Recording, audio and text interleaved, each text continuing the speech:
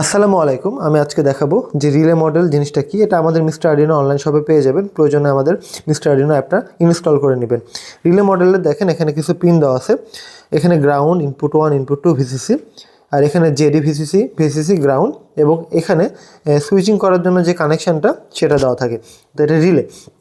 Relay model মূলত অল্প সিগন্যালের মাধ্যমে সুইচিং করার জন্য কাজ করে থাকে। যেমন আপনার মাইক্রো কন্ট্রোলার থেকে আসা সিগন্যাল দিয়ে আপনি আপনার বাসার ফ্রিজ, এসি বা অন্যান্য ডিভাইস চালাতে চাচ্ছেন, তো সেক্ষেত্রে অল্প একটা সিগন্যাল দিয়ে আমাদেরকে হিউজ পরিমাণে পাওয়ার কনজিউম করে এরকম একটা লোড আমরা চালাতে চাইবো, সেক্ষেত্রে আমরা এই রিলে মডেলগুলো ব্যবহার করে থাকি। এবং রিলে মডেলগুলোতে যদি অপ্টোকাপলার দেওয়া থাকে সেক্ষেত্রে আমরা বুঝতে পারবো যে রিলে মডেলগুলো আরও বেশি ভালো এবং মাইক্রো কন্ট্রোলারের জন্য খুবই কম ক্ষতি করবে, বা ক্ষতি করবেন না বললেই চলে।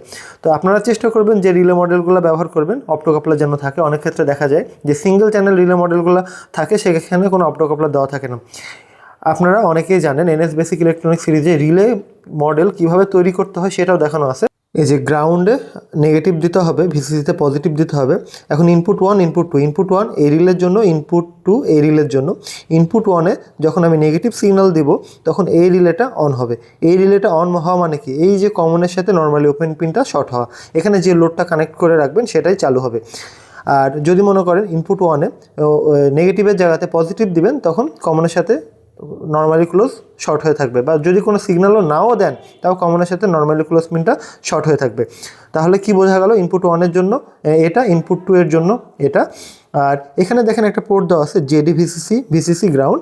অনেক ক্ষেত্রে দেখা যায় আমরা 2 চ্যানেল, 4 চ্যানেল, 8 চ্যানেল বা 12 চ্যানেলের বা 16 চ্যানেলের রিলে মডেলও ব্যবহার করে থাকি।